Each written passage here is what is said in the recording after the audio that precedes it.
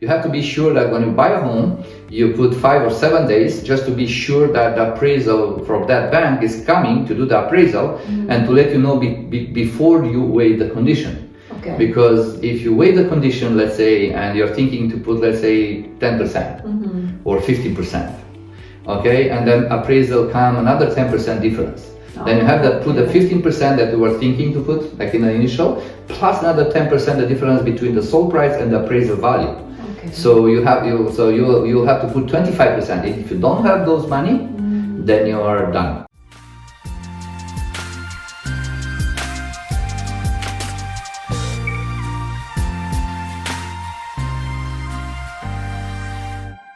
Interesting, Felicia. Thank you so much for asking me. In some cases, for small properties, for let's say detached homes, in a certain areas, they are like small properties. Let's say 600, 700,000 in Oshawa in Durham. I just given or Curtis or Clarendon because I'm just thinking in some areas they're still going multiples, like for small amounts, for let's say 600, 700. But if you pass 1 million, like you don't have any multiples anymore. So it's one-on-one, but which is much fair because then somebody wants to put up an offer. Now for sure they put a financing clause and inspection clause. Before there were not conditions. So basically the people, they took a huge risk to buy a property with no inspection because they couldn't afford one because there were 20 offers. Yeah. So no time. No time. So if they put a condition on the inspection on the inspection, like a condition on inspection, for sure they lost the house. So if they put a condition on financing, for sure they lost the house. So just the firm deals, they were accepted on that point. Now, as I said, you can negotiate one-on-one, and then being a buyer, you can put, easily 5 days conditional inspection and 5 days conditional on the financing, which is much fair now. Absolutely. Yes. The only thing that is dangerous these days are appraisal, the value. So you have to be sure that when you buy a home, you put 5 or 7 days just to be sure that the appraisal from that bank is coming to do the appraisal and to let you know before you weigh the condition. Okay. Because if you weigh the condition, let's say, and you're thinking to put, let's say, 10% or 15%, okay, and then appraisal come another 10% difference. Then you have to put the 15% that you were thinking to put, like in the initial, plus another 10% the difference between the sold price and the appraisal value. Okay. So you'll have to put 25%. If you don't have those money, then you are done. You cannot close the deal.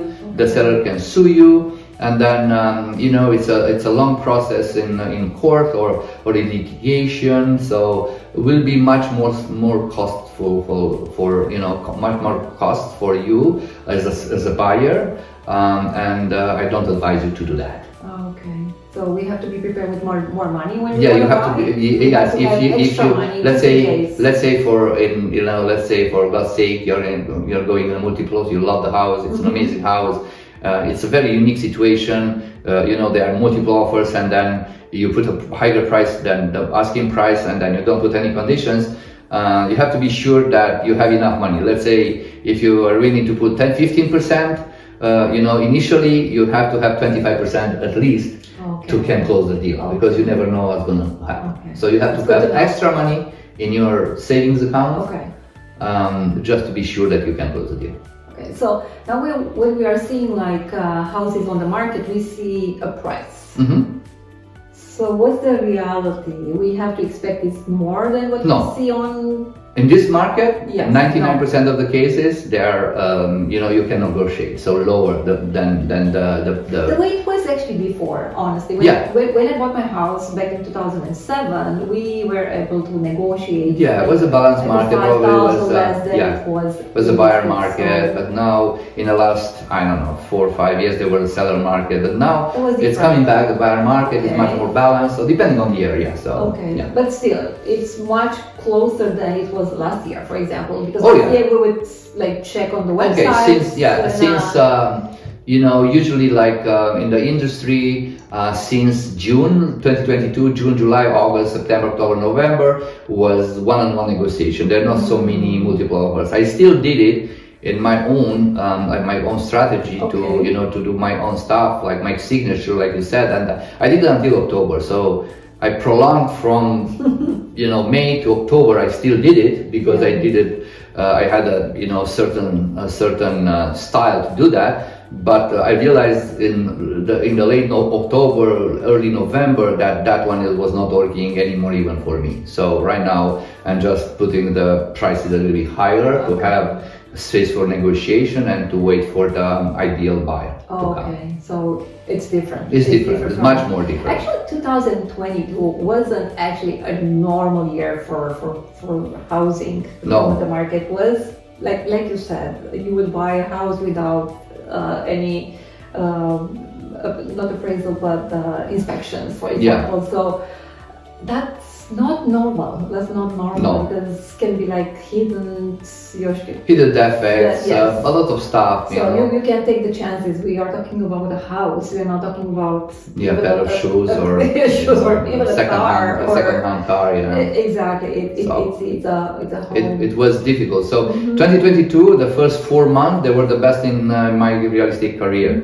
So they were crazy prices, crazy market, but was unhealthy. Imagine the prices went up like 20-30% since last October. Let's say from October to March or February, and the incomes, the average people, the income, they didn't go maybe 1%, 2%, but the houses went 20-30%. So it was a crazy time.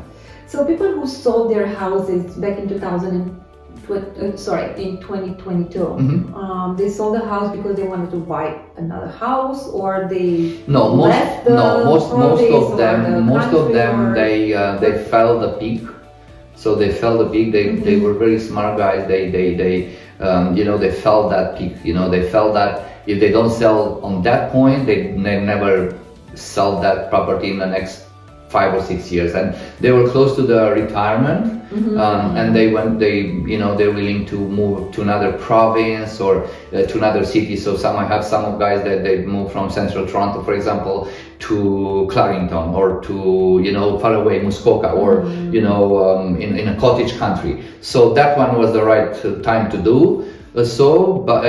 For guys that want to New Brunswick, Nova Scotia, Alberta, or outside of the country. So those guys, they didn't buy and sell, though they just sold it. That was the best time. But again, if somebody wants to downsize or to upsize, doesn't matter right now. They can go now. The only thing is if they have a mortgage, let's say an amazing mortgage, 1 or 2%. Fixed rate for 5 years, better to wait those 5 years. Because if they buy a new home, then they have to probably to take a new mortgage, which will be close to between 5 and 6% or maybe even more. Yeah. So it's a little bit like. So what do you recommend for somebody's maybe interested to buy or sell?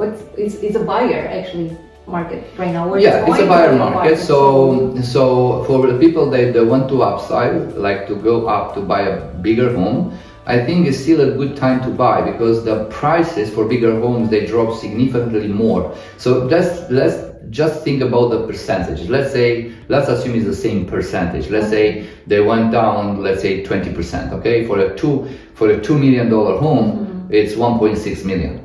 Okay, so it's 400,000. For a 700,000 home, 20% probably is how much? 140. So if you buy a bigger home, then if you subtract 400 minus 140 is 260. So you still get a 260K advantage. Okay. Buying a bigger home.